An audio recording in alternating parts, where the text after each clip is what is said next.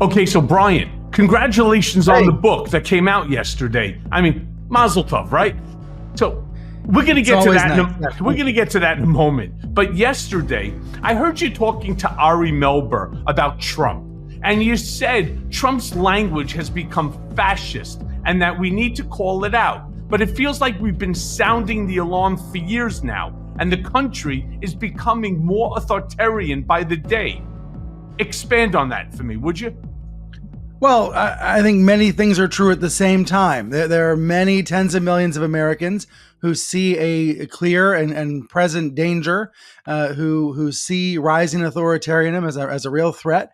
And then there's a lot of other Americans who tune out that noise and just want Trump no matter what. But then the people that are really interesting to me are the others. And I don't want to call them the people in the middle because I don't believe in that idea of a middle. But I think there are many Americans, many people who sometimes vote, sometimes don't vote, people who are casual news consumers, not MSNBC junkies, who don't really know what's going on, who are not aware of Trump's rhetoric, who are not aware of what he's promising to do if he's reelected. So those folks, maybe they are the folks who are tuned out right now. I think they are really interesting and really important, and that's why I say, that this is not something that's, we're still in the first inning of this primary season of this presidential election. A lot can happen. Right. Well, look, I don't know how anybody can be fully tuned out from his authoritarian message. I thought I was really crystal clear when I testified before the House Oversight Committee, and I always bring up that, where most people don't even realize I testified before 7 congressional committees, 7 times. But this, of course, was the one that was live. And from my understanding, numbers that were told me, it was bigger than the Super Bowl, that ultimately 100 million people had seen that testimony. Well, if in fact that's true, how could they be both deaf and blind to the fact that the guy's language is 100% authoritarian? And you can't go on TikTok, you can't go on X, you can't go on Threads, you can't go on any social media platform, truthfully, without seeing something about Trump's authoritarian language. I saw on MeidasTouch network, they went ahead and they posted this thing, and I reposted it, comparing Adolf Hitler's words on 4 separate occasions to what Donald Trump said just at the recent rally. I don't care what anybody says. It is impossible, even if you're living under the Geico rock, that you could possibly, be missing this. It just doesn't equate. I disagree with you. I think there are tens of millions of Americans who don't like politics, who don't like the news, who are tuned out from all of this. And maybe they heard about it briefly once, but they're not thinking about this every day. There are politically active people on the left and the right who are very aware, very involved. And I think we should be honest about some of those politically active people on the right.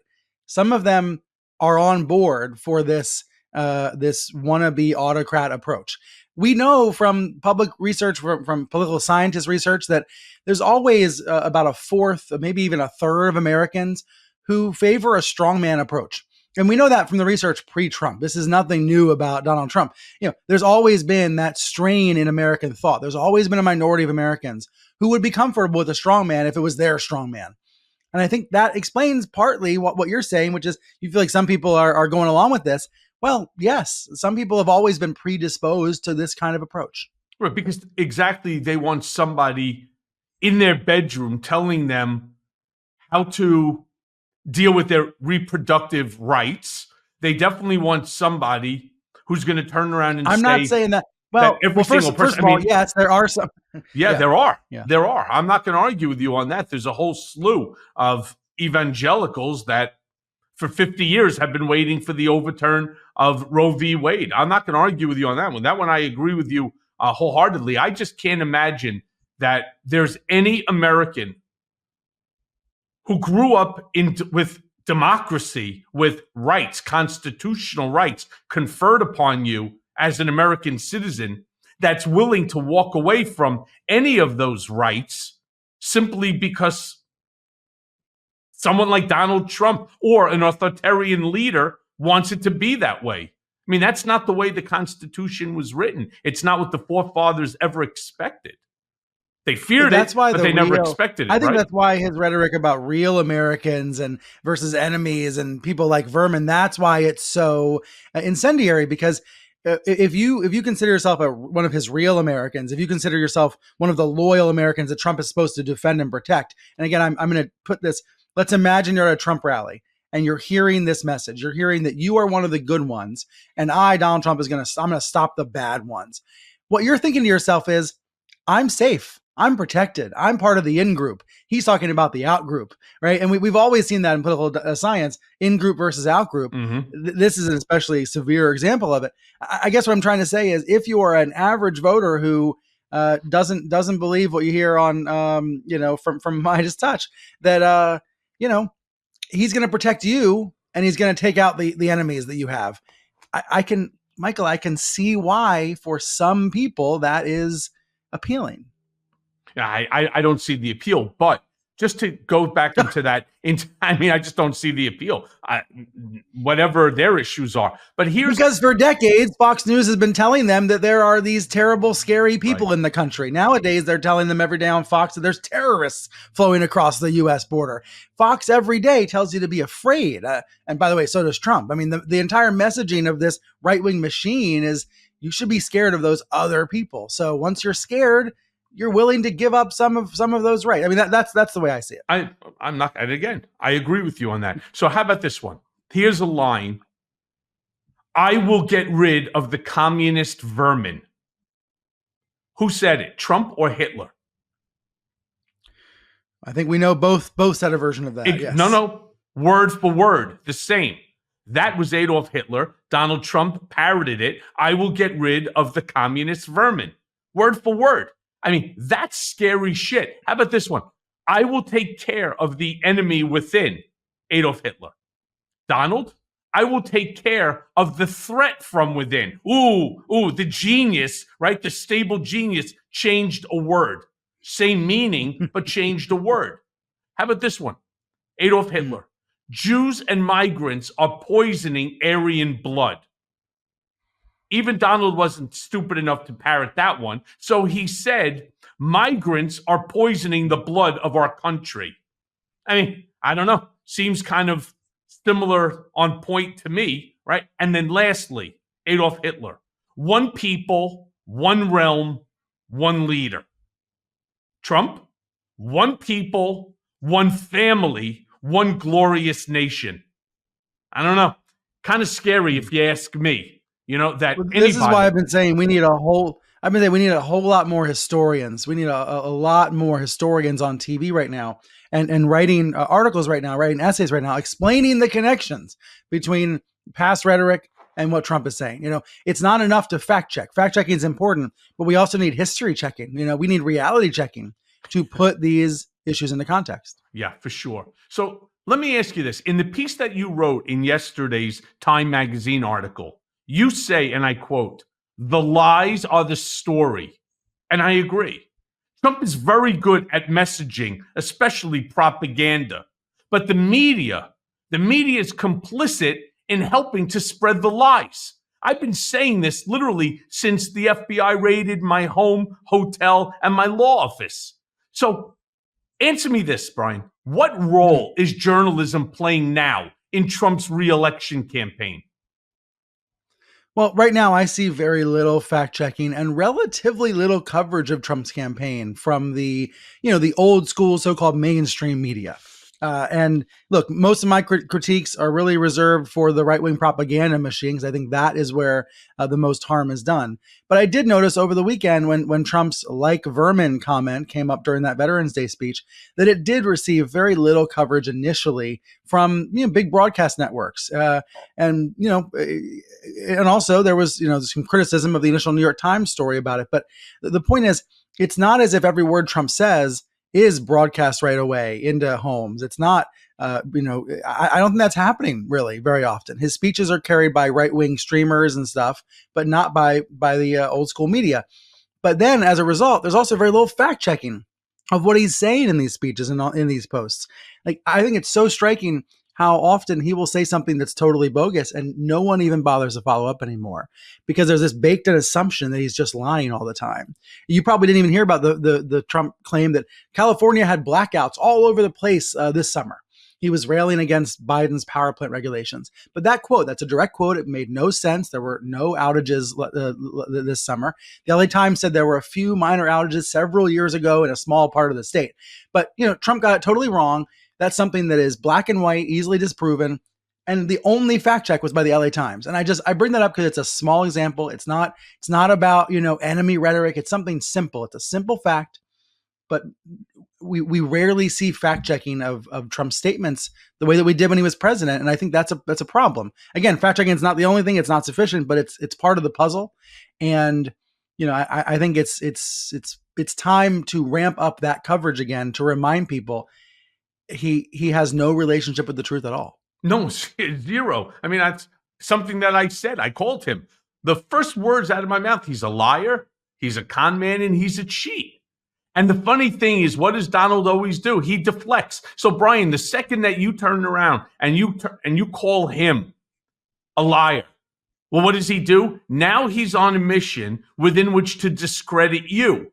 And they make up facts, and those facts then become the truth because somehow or another, their propaganda machine has the ability to get the message out faster, stronger, and repetitive. And it gets repeated more than the legitimate. So ultimately, like Stalin used to say, right? If you repeat the lie enough times, and Putin, of course, ascribes to this, if you repeat the lie enough times, the lie ultimately becomes the truth. Well, this came up in a famous article in Vanity Fair in 1990. There was an article that quoted Trump's lawyer at the time saying, Donald is a believer in the big lie theory, right? If you say something again and again, people will believe it. And I'm always struck by that quote because it's 30 years old. It was well before Trump ever ran for president. But that idea was out there, in the public record so long ago. Yeah, and it's just going back first for a quick second, when we were talking about the language and the comparative language that he's using to Adolf Hitler. What's amazing is that you're right, that the coverage is not it's not getting the coverage that it needs to get, especially in light of the ridiculous increase in anti-Semitism and race and, in anti-Semitism, violent actions and so on. And, Right. I mean, it's like up, 380% just since October 7th, since, the Israel-Hamas, war. It's amazing to me that it's not getting the coverage that it deserves because anti-Semitism is the same thing as racism. I mean, it's interchangeable the way I see it. But I agree with you, but this is where Trump puts news outlets in a bind. And I mean this about all sorts of news outlets, the giant ones, local ones, our websites, networks, everything.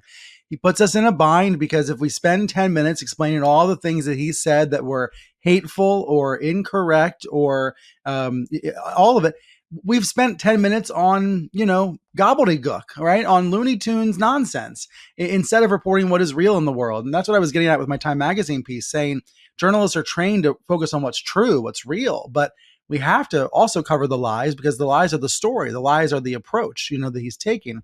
And here's why I am, not as critical of the media as you might be.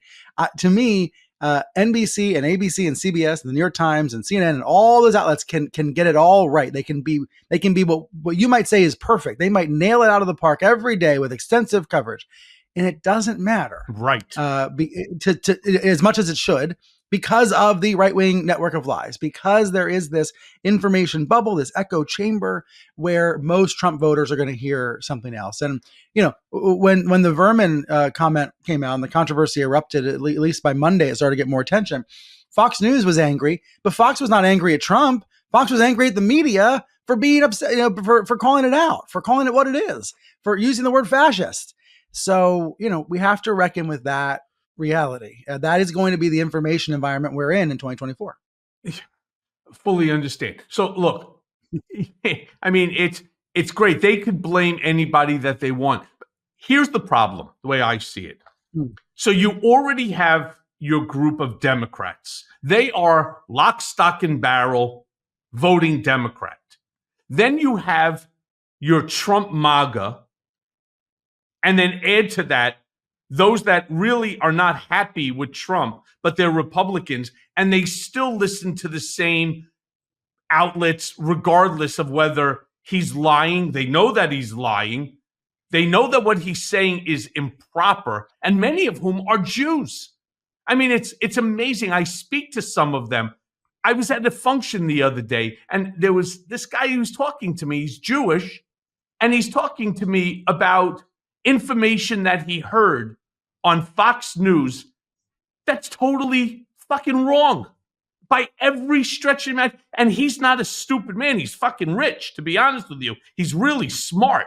I mean, well educated, and he's financially rich. He's not voting for Donald Trump because he likes anything about him. He's voting because what Donald Trump represents to him is more money. He made more money in Trump's 4 years than he did, certainly in the 3 years now that Biden has been president. And knowing the way Trump with the tax cuts and the benefits to the rich and to whatever, he's all in for Trump for only that reason, because this fucker needs another Bugatti in his driveway, like somebody needs a pimple on their ass. It's a joke. It really is. It's a fucking joke, and it's wrong. You're not supposed to be voting with your pocketbook over your constitutional rights, over racism, over sexism, over misogyny, xenophobia, homophobia, Islamophobia, anti-Semitism. Once you allow Donald to take over, and I said this on television, a lot of people on social media started to attack me. A lot of people praised me for being bold enough to say it. If Donald Trump becomes president of the United States, using his own words, the first thing he's going to do is rewrite the Constitution.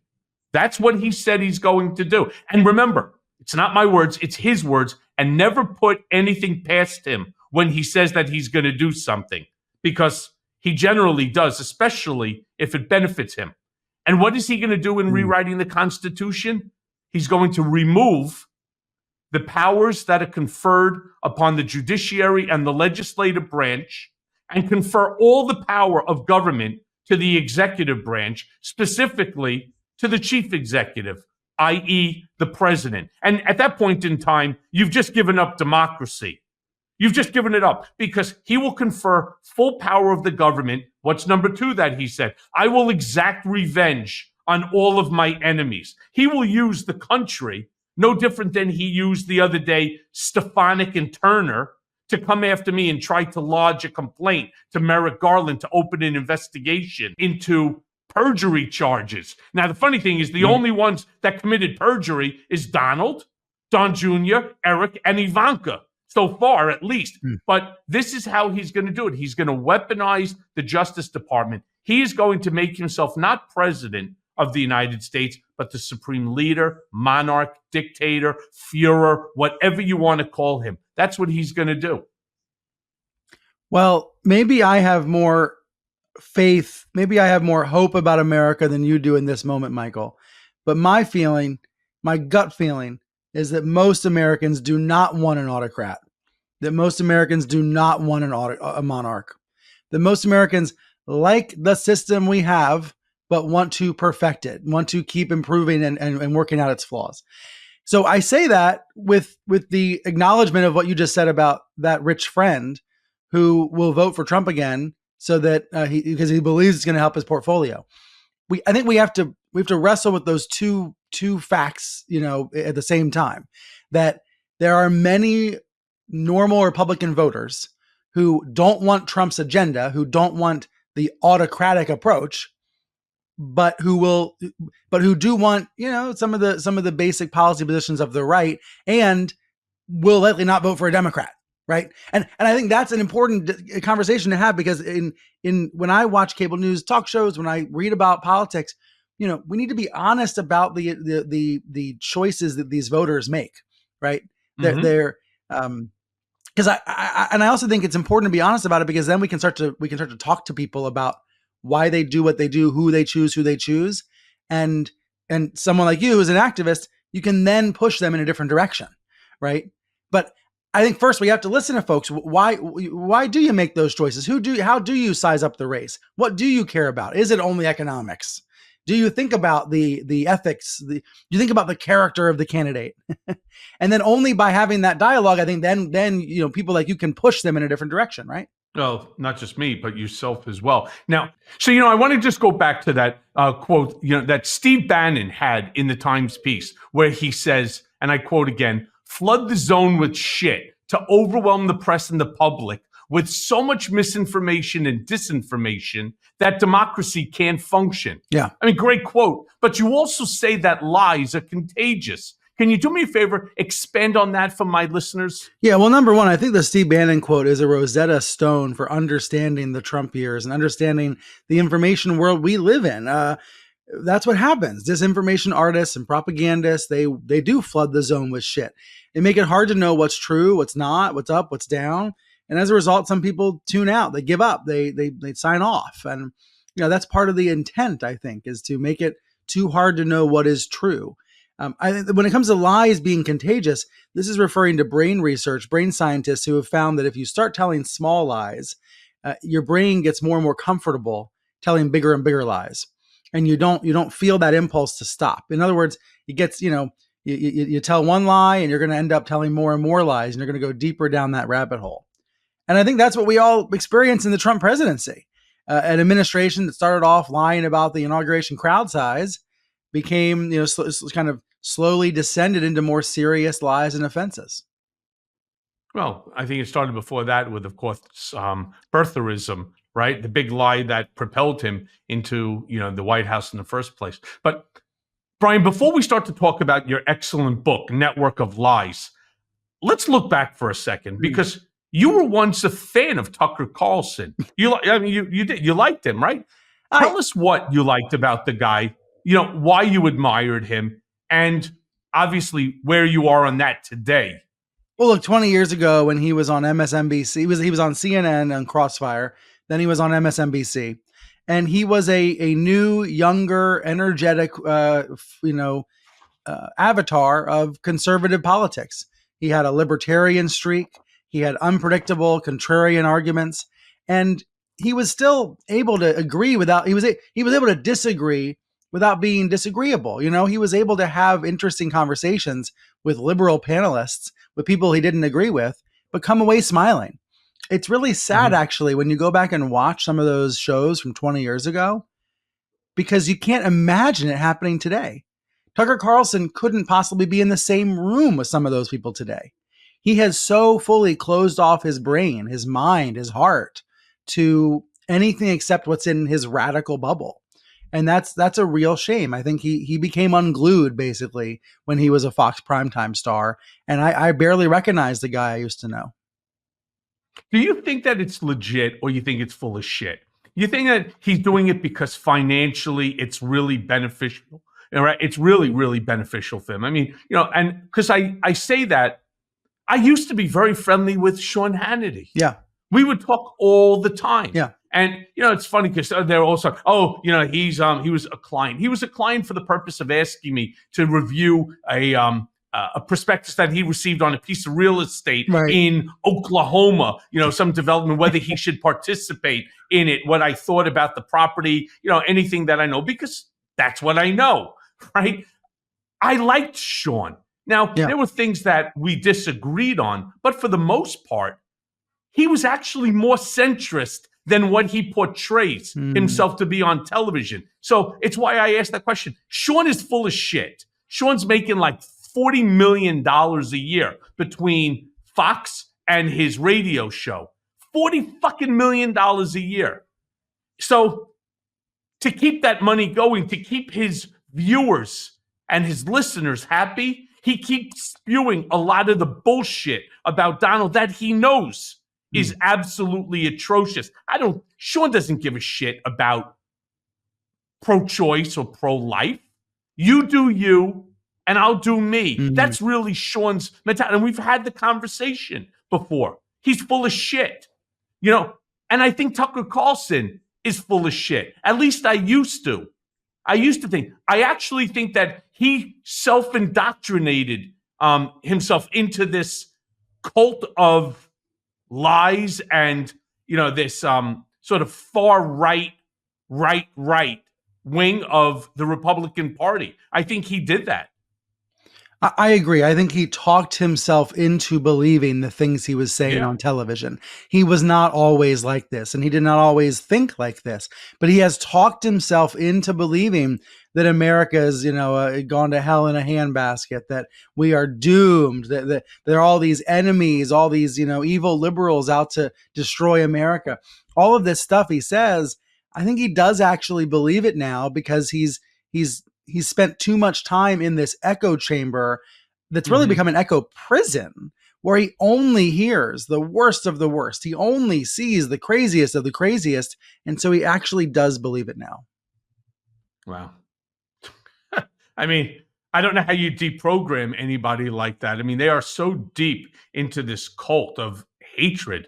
I don't see somebody like Tucker Carlson ever coming out. But I want to go back to this. Your book confirms Fox and Carlson's contributions to the spread of the big lie and the subsequent efforts to cover up the insurrection. Now, Tucker is not. I've spent some time with him, not a lot, but I've spent some time with him. He's not a stupid guy. So why, in your opinion, has he taken such a hate-filled, un-American approach to his politics and his reporting? I don't think it's the money, because he comes from a wealthy family. He comes from the Swanson family. So it's not necessarily about the money, though the money is always a big factor. There's something else going on here. Well, I mean, look, he's telling a story about Armageddon being on the doorstep. He's telling at least that's what he was doing when he was on Fox. Of course, he was fired in April. Now he's off making videos on X, interviewing far-right figures. But the story he's really focused on is still the same. It's that, again, we're doomed. It's that everyone's out to get you. Bill O'Reilly, who used to be the 8 p.m. anchor on Fox, the 8 p.m. host, his famous slogan was, "Who's looking out for you?" And what O'Reilly meant when he said that was, he meant, I'm looking out for you. I, Bill O'Reilly, am taking care of you. Tucker Carlson's approach was different on Fox. His attitude was, no one's looking out for you. We are fucked. We are doomed. We are alone. The elites are out to get you. They're letting immigrants flood the country. All of that really scary rhetoric that he pushed every day. So why? Your question is why? I think, money is always a part of the conversation. I don't think he was as well off as we might believe. But I think more importantly, he wanted the audience to tune in every night, no matter what. He was addicted to wanting the audience to be addicted. He wanted to hold on to those viewers no matter what. And the way to hold on to those viewers is to tell them a really scary bedtime story every night. Is it any different than Donald? He gets up there. What does he say? I will be your retribution. Right. So anybody who has any sort of a grievance, oh, thank God, Donald Trump, the mega billionaire, is going to be my retribution. He's going to get back at Joe for hiring a Hispanic guy, a black guy, a Jewish guy, and took my job, or, we had to cut back in terms of hours, whatever it might be, whatever the issue might be. Donald is going to be his retribution. The funny thing is, and I said it the other day, that Donald wouldn't, I said on Good Morning Britain, right? Because I didn't want to say it here in America. Yeah, that he'd really care. But I turned around and said, Donald wouldn't walk across the street and urinate on you if you were on fire, unless there was something in it for him. He wouldn't. He doesn't give a shit. And so he is also addicted to the applause and to the rallies and to people calling him Mr. President. This fucking lunatic, literally, and I've seen it, Donald I'm talking about, this fucking lunatic has people trained, and I'm talking about real billionaires at Mar-a-Lardo, has them trained like monkeys to stand up and applaud for him when he enters the room for dinner. every single night.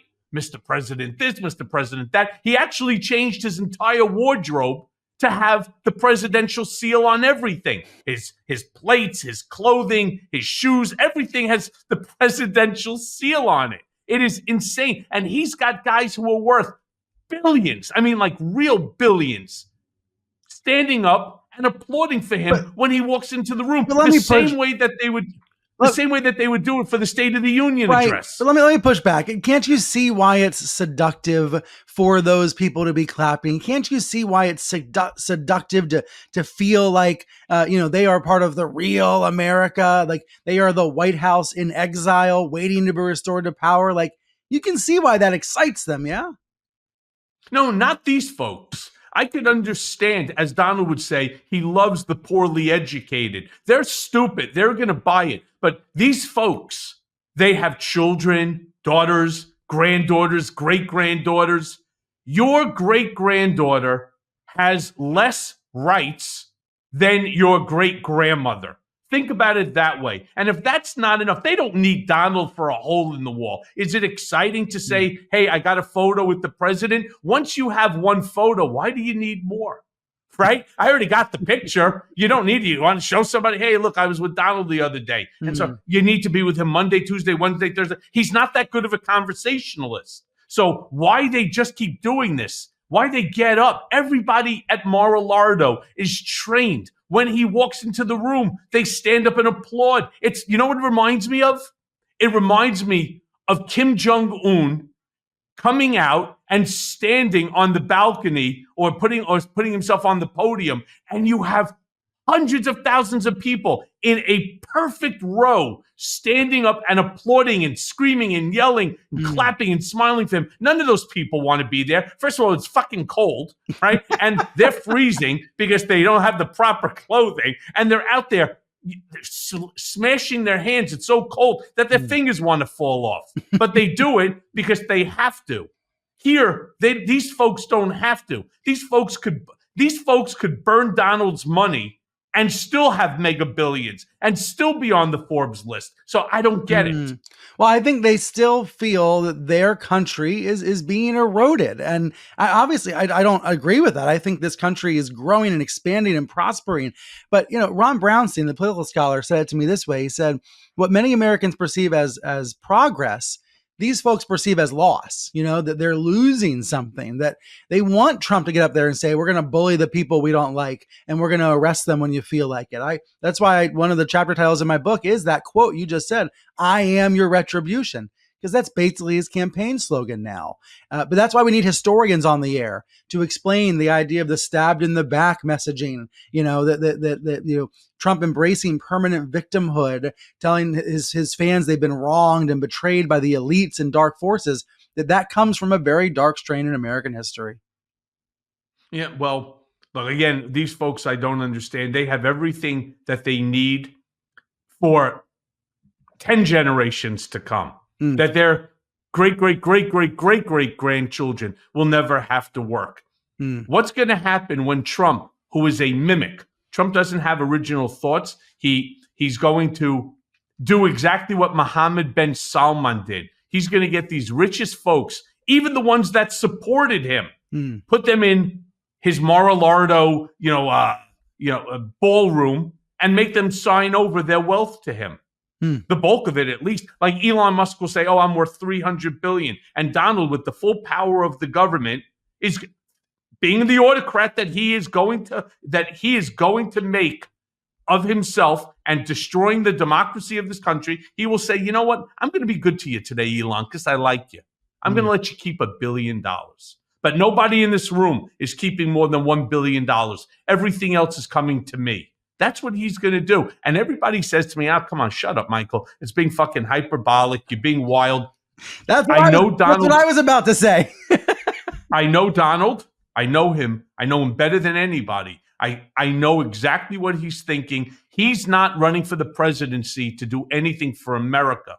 The same way that in 2015, when we announced the campaign, he did not want, firstly, he never expected to win, but the campaign was never supposed to be about winning.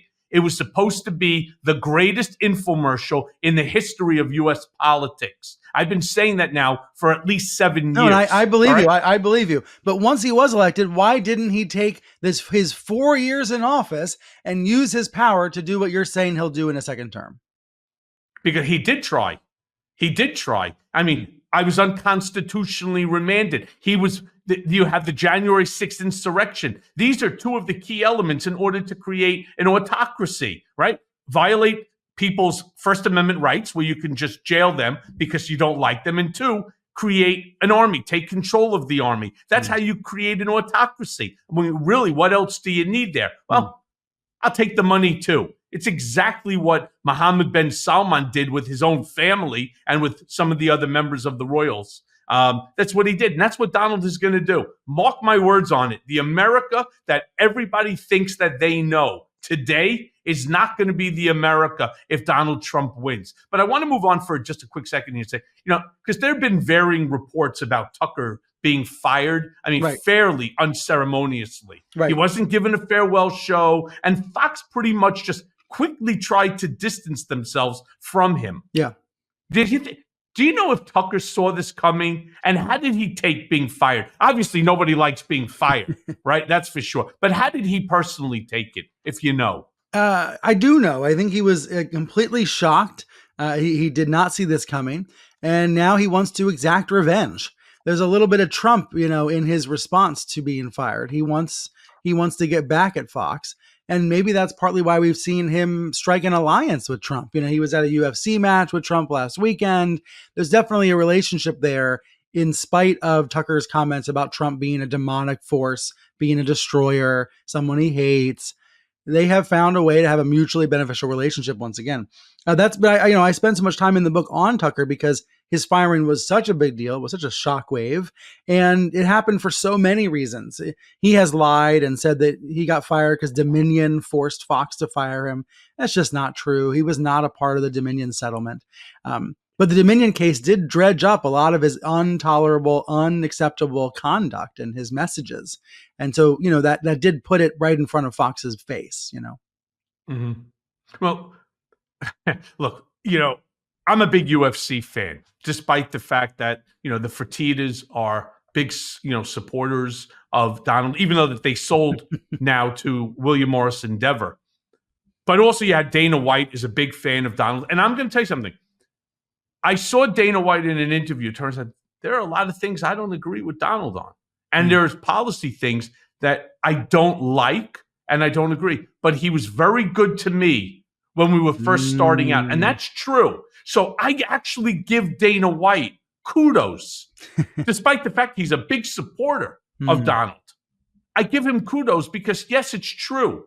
Donald Trump gave them the ability to put on UFC 1, 2, 3 over at Trump Casino in Atlantic City when nobody else wanted to touch this sport. And Dana White has made a fortune, as of course the Fertittas have made a fortune as a result of Donald being the first one to give them permission and access, to use the ballroom for the casino. So I respect that. I respect that type of loyalty. And so far to date, Donald has done nothing within which to be disloyal to them because there's nothing that they need from him. So it's a very mutual relationship based upon past working dealings, if that makes any sense. Does, right? Yeah, it does. Yeah, so I give them credit. But these others, I don't get it. But so Tucker, as you stated, is on Twitter now, right? Oh, I apologize. Excuse me. X. Right? I mean, the fuck do you call? So what do you call the tweets now? X's? I mean, I just don't understand it. Terrible. I don't understand the symbol, the whole bit. I don't get it. But has his audience followed him, or is there a new hub for the kind of conspiracy crap that Carlson and Fox were spreading? Did he create like a new ecosystem of bullshit? I mean, Tucker definitely has some loyal followers who do watch his videos on X, but not nearly as big an audience as he had on Fox. Fox is still the beating heart of the GOP. Trump still needs Fox, even though he rails against the network. And he knows that in a general election, Fox will still be in his corner. I think what is significant, even though Fox is still basically a monopoly on the right, is that it is really more of a network, a full network of lies. You do have dozens of websites, other streaming networks, live streamers who cover Trump's rallies. Like there is this entire world of smaller outlets that also boost up Trump and boost up people like Tucker. But, they're all much smaller than Fox. Right. You mean you're talking about like the Newsmax, the OANs, Yeah, and Right so Side on, the Broadcasting, Breitbarts. Daily Wire, but they do matter. They matter because they create a They sense of do. a network effect. And I write about that in the book. I say, if you have a dozen of these websites, all of which might be small, but they're all saying the same thing, and they're all emphasizing the same themes, and they're all freaking out about the same story, then it magnifies the story, makes it seem real, and makes it seem really important. Yeah. And all it does is it validates the bullshit that they're hearing from the folks like Tucker Carlson when he was on Fox and so on. Right. It goes to that whole campaign of misinformation, disinformation, malinformation. Right. I mean, it's really hard. And now AI makes it even harder to understand or to know what's real, what's not real. You're basically looking at the guy saying something, but you're not 100% certain if that's really him or is it AI created, speech. I mean, it's really we're in really weird times right now. I'll tell you I think that. weird is the best word for it. It's also the best of times because there's great, rigorous investigative journalism out there. Unfortunately, most of it's behind a paywall. You have to go out and find it and pay for it, but it's out there. It's available. So I think in this really weird period, when every year there's more and more computer generated content, there's more and more garbage, the pressure is on the public to separate the trash from the treasure. You have to be the one sifting through the garbage, figuring out what is real and what is not. But the good news is this makes old school, old line, American media brands more important. It makes CNN and the New York Times and ABC and NBC more important because when you go to those sites, yes, they're flawed. Yes, they make mistakes, but they're trying. They're trying. That's the difference between them and Fox. Fox doesn't give a damn. And so I think, all of us have to think about that difference and seek out places that are at least trying to get it right. Yeah. Okay. Don't give up, Michael. Don't give up. I mean, think about it, right? Do you think like the olden days, when, and some of my listeners are young, so they won't understand this. You had like Walter Cronkite, you had Barbara Walters. You knew that if they said something, that they really did their fact checking. They didn't pop out articles in like 8 minutes, so that they could be number one, so that they could get the clicks and so on. It's really difficult. Which brings me to this point. So Rupert Murdoch is obviously, he's stepping down and his son Lachlan is taking over. Yeah. And I believe, if I'm not mistaken, there's Lachlan and then there's James. But Lachlan is more to the right even than his father. And I think James is more of a centrist. That's it. That's if I'm getting it right. That's exactly the right way to think about it. And I often describe Lachlan as the liberal son, but I'm only describing him that way in contrast to Lachlan and Rupert. James Murdoch is on the outside. He's not involved in the company, but he would like to take over Fox News someday and drag it back toward the middle. Yeah. So do you think that the new Fox will be like the old Fox? You think it'll be better or you think it'll be worse? And more importantly, do you think that Rupert will still be running the show from semi-retirement? Well, that's the real way I describe it. It is only semi-retirement. Rupert is still in control because he has 4 votes in the family trust. So ultimately, he still has voting power. But I think what he's trying to do by stepping back this week, he's becoming chairman emeritus. He's trying to send a signal that he has chosen Lachlan, that he wants Lachlan to be in charge. Even after he dies, he wants Lachlan to be in charge. At the end of the day, that might not matter because there will be 4 siblings voting, and if 3 of them vote against Lachlan, Lachlan loses. But you asked what the new Fox is like. I think we're going to see the same as the old. I don't think we're going to see a big change as a result of Lachlan stepping up officially. Fox basically runs itself. It's like it's on autopilot. It exists to destroy Democrats and elect Republicans. And to keep people watching above all else, to keep people entertained and angry. And so that business model, there's no reason to believe that's going to change.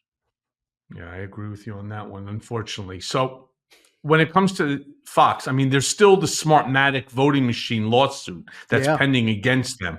And it's supposed to pay out more than the Dominion lawsuit.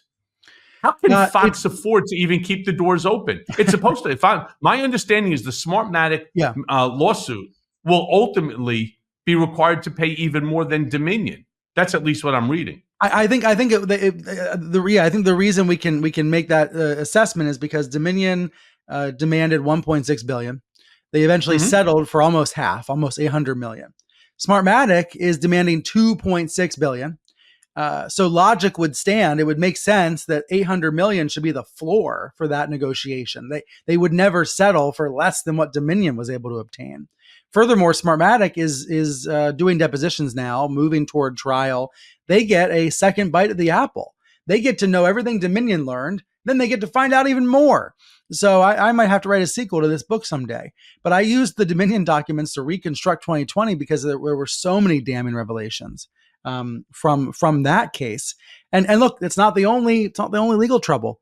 There's the Smartmatic case, yes. There's also shareholder lawsuits, and there's numerous lawsuits by former staffers and people who allege they've been defamed by Fox. So how do they keep the doors open? Well, it's still enormously profitable. Fox News is still a must-carry on cable, still makes a lot of money. And these companies, they have insurance for these lawsuits. So yes, they'll pay higher premiums. Yes, this is a real blow to the bottom line. Yes, this is a problem for Fox. But for people expecting them to go bankrupt as a result, I don't see it. Yeah, I don't see it either. First of all, if that means that the Murdochs have to go into their pocket and, make a loan to the company, right? Or just to pay it, simply to avoid a derivative shareholders action or some type of action by the shareholders against Fox or the Murdochs for, we'll call it mismanagement, right? Or whatever one would term. I can see them doing that because you're right. It's got to go on. They have an enormous following of people who are or feel disenfranchised with the government, with their lives, with everything. And this is their only outlet. I mean, it's funny because going back to friends who I know who are Republican, and I flip through all the channels. I'm not just an MSNBC, CNN, ABC, NBC guy. I'll watch Fox to see what's going on. You have to know technically what your enemy is thinking in order to understand how to combat them. I hear friends of mine parroting information almost word for word that I heard on Fox as if it's fact. When everybody, including the host, because Sean Hannity will tell you, he's not a journalist, he's a talk show host.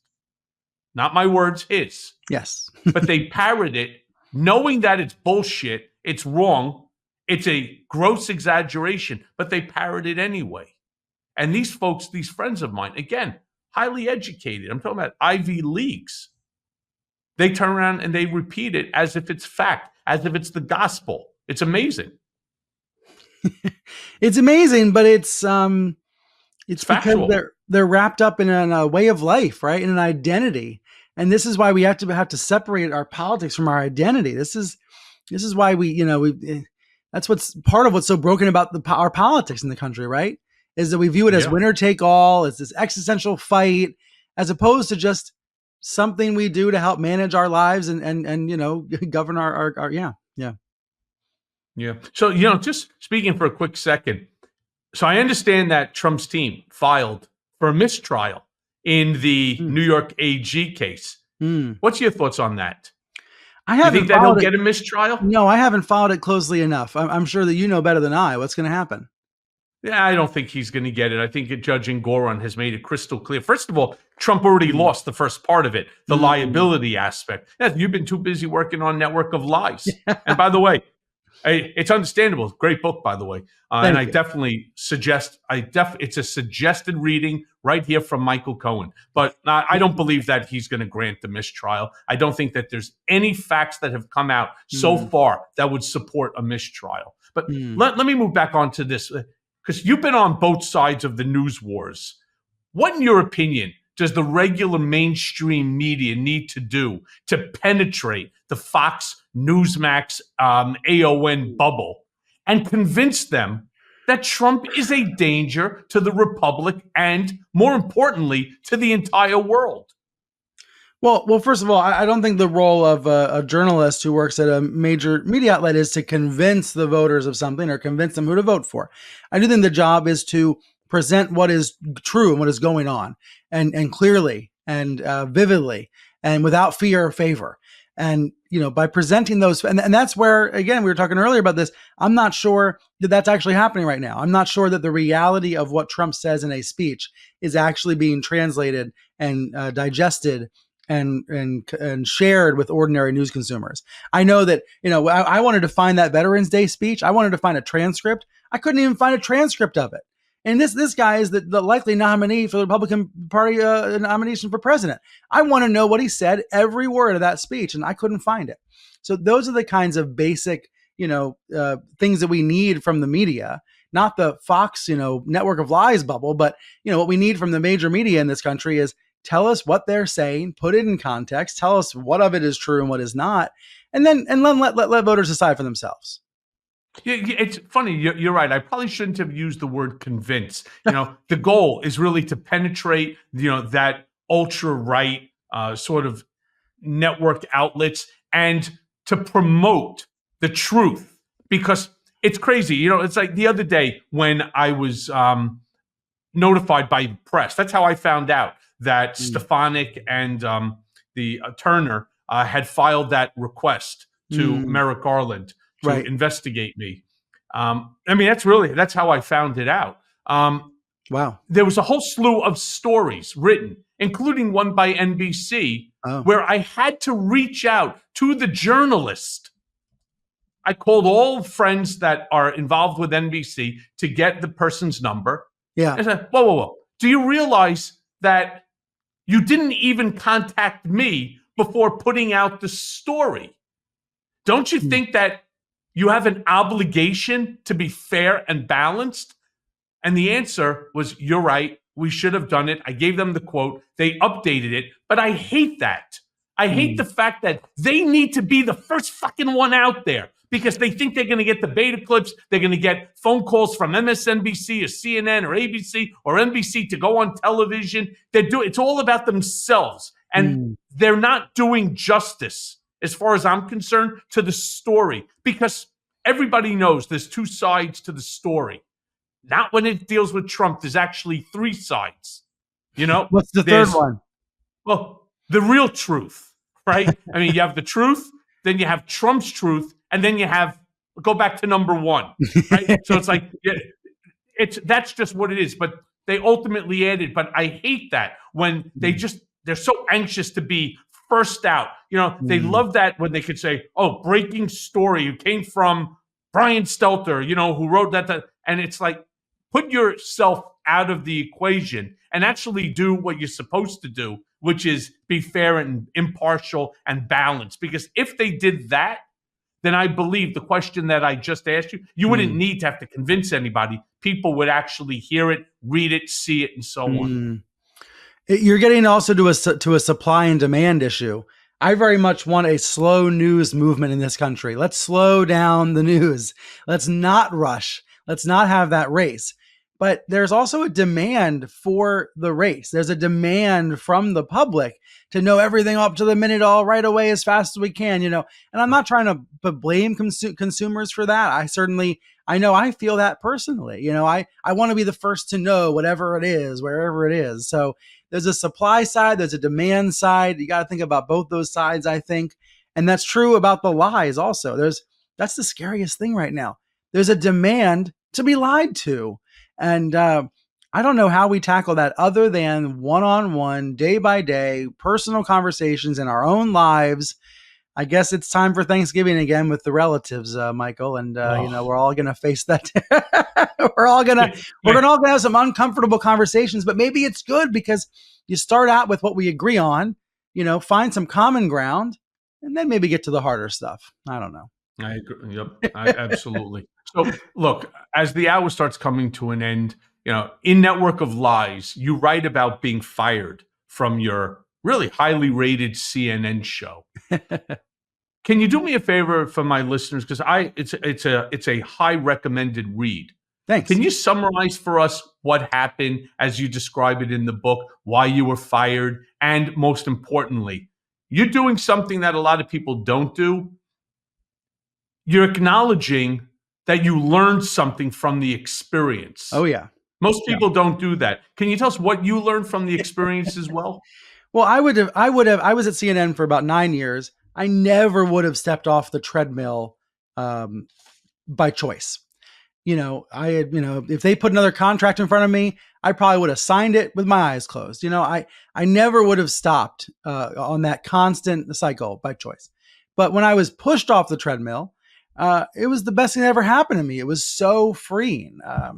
I get to be a stay-at-home dad now. I get to prioritize family, and it's helped me rethink what I want out of life. It's been really valuable. By the way, Tucker Carlson has said something similar, actually, speaking of guys that were fired from cable TV jobs. But I think for me at CNN, it was very different. I was given a chance to sign off on the air on my own terms and my own way. There was a sense of mutual respect, even though CNN decided to cancel the show. And I don't know why they canceled the show. And I'm at peace with that. That's actually a really good feeling. Like when you're never going to know what happened, and that's okay. Because I ended up being in a better place as a result. Yeah, but so what did you learn from it as an experience? I mean, that was really the part of the question I was most interested in. I think number one, I learned how to prioritize my family life over work, something that I wasn't doing enough before. I think I also learned that everything has a season, that everything is a chapter, and you should be grateful for any of that period at all, not trying to extend it as long as you can. And then honestly, the other thing I learned is that I'm not addicted to television the way I thought I was. I was worried that I was so addicted to the red light that I desperately wanted to be on TV no matter what, that I wouldn't be able to I don't want to say live without it, but you know what I mean? I thought I was going to be desperate to get back on TV, and it turns out I'm not. And that was a relief. And so that's partly why I did this book instead. I really feel like I'm going back to my roots as a writer, as opposed to being a broadcaster. But look, there's always going to be a part of me when these stories get hot, when these primaries get heavy, when the elections come in next year. There's always going to be a part of me that's going to want to be behind the microphone again. And I guess that's what podcasts are for too. Here we are. We're in front of the microphone. Exactly. You'll be a commentator. Brian, thank you so much. Network of Lies, definite read. Thank you so much. Good to see you. It's been a while, my friend. Yes, good to see you too. Thank you. You got it. See you soon, pal.